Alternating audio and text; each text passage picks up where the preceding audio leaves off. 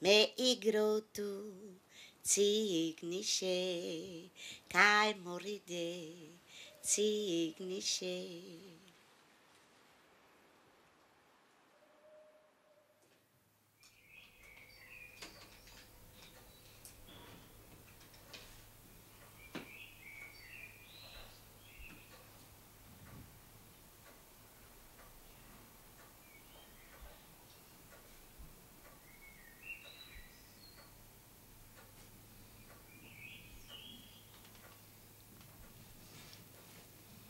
Wie hast du das Malen eigentlich gelernt? Das habe ich mal auch gelernt. Von wem hätte ich es denn gelernt? Wir haben überhaupt nichts gelernt. Uns haben sie in der Schule rausgehauen. Aber lernen kann man deswegen auch, wenn man das selber gelernt. Es ist einfach schön.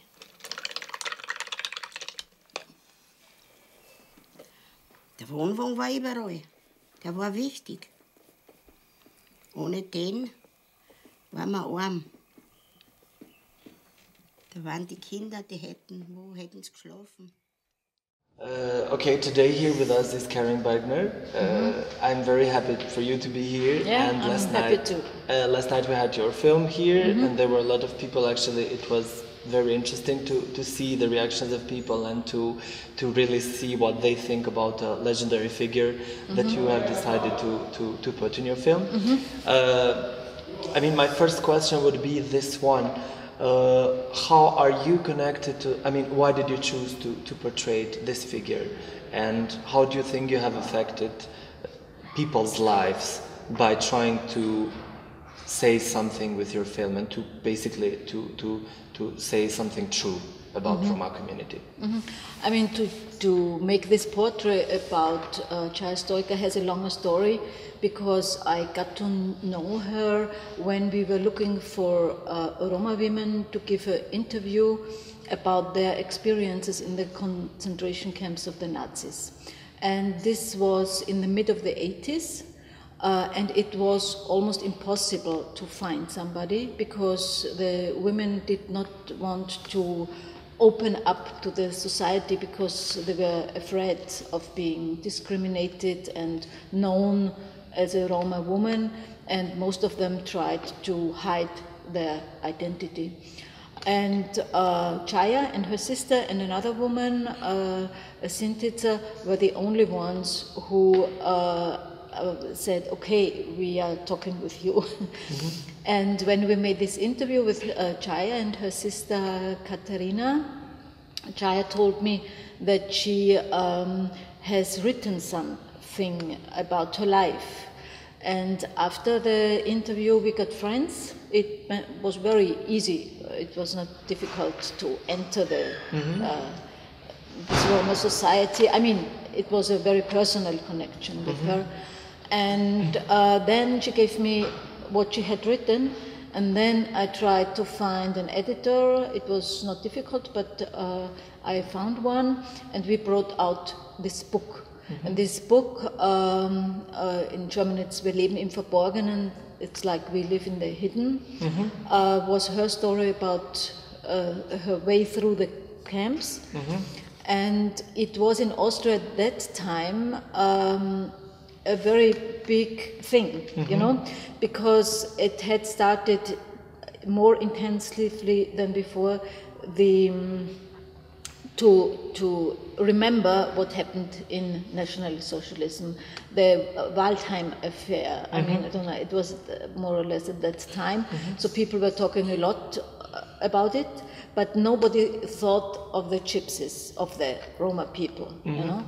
And so this book was like an initiation that Roma people began to organize, that they came out of the hidden, and that they started also fighting for their rights.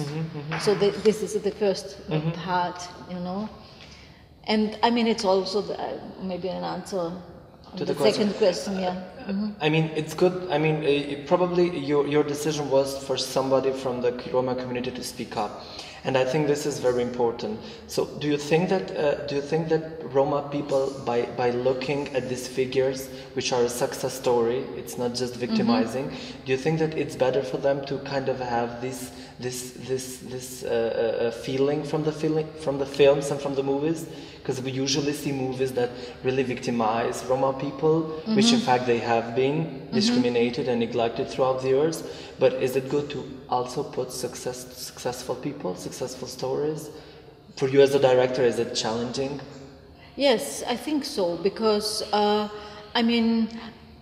did not think about that, or I didn't decide so much, because it was a very personal base, this whole story, and but I liked it very much that on the one hand Chaya Stoika was not a person who tried to victimize herself.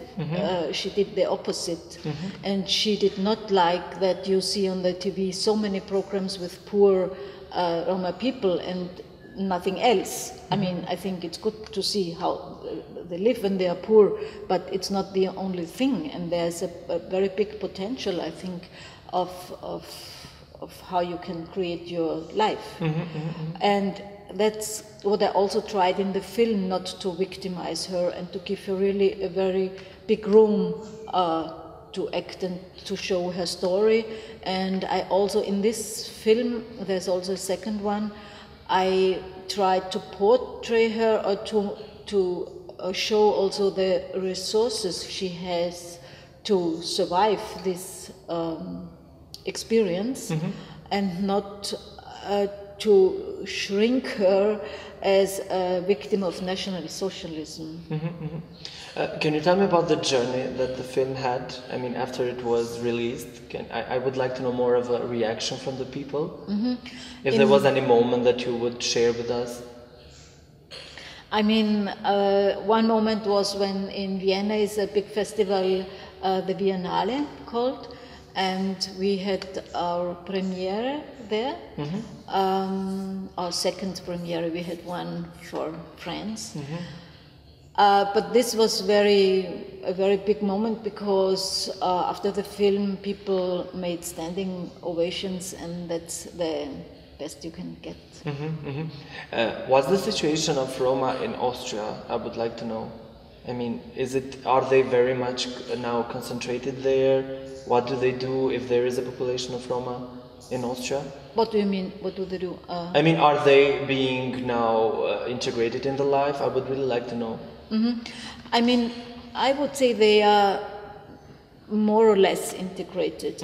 What started is that they made their organizations, that they have newspapers, so you get very much information what's going on also in other countries, and they try to help children in school. That's a very big part of their work, and I think they are integrated. I mean, it goes through the schools, and I think it's a little bit different between the Roma people that came to Austria many years ago, like in the 19th century. I mean, they feel very Viennese.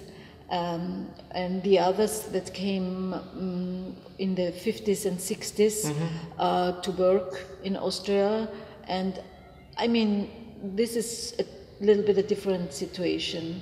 And then there are Roma coming also now, and this is different again. I mean, it's always more difficult when you come new to the country, I think. By looking at the movie, I think that each person that looks, I mean, each individual that is a viewer has a different message. But I would love to know, what do you think is the main message that you have put there? In the film? In the film, yeah. In general? Yeah, in general. That there are Roma people who are very strong, who are very creative, and who managed to maintain their dignity thought they are really treated very, very, very bad. In a lot of countries. In a lot of countries. In a lot of countries, yes. Will you continue dealing with the same issue of the Roma people during your career? Is it? I'm still very interested in. I have no plan at the moment, but what I like very much, because the film is not new. I made it in 1999 Okay. or 2000, and now I had so many screenings. You know, I was in Marseille. It was screened 2 times in Berlin. It's screened here, so and that's very good that this film isn't hidden somewhere, and it's still so like Chaya can still talk to people, you know. So that's what I'm really like to do, to travel with the film, so to say. For the end, I would like to ask you about the rolling. It's your first time in Kosovo, you told me. I Yes, mean, I think you so. had a first time somehow, Yeah, but you don't know it's if that was. in another life. Can you tell me about your impressions here from the festival, and what you? I mean, is there something that you would like to say to the rolling or to the people who come here? Because I mean, this is the only festival of Roma people. Yeah, I mean, at first I think it's very, very good to have a festival for Roma and Roma films about and with Roma. I think it's very good to have these discussions here, and I also have the feeling it's very good for the young people. I mean, in the first evening I was here, there were so many young Roma people in the cinema, and I like that very much. And I think it would be nice.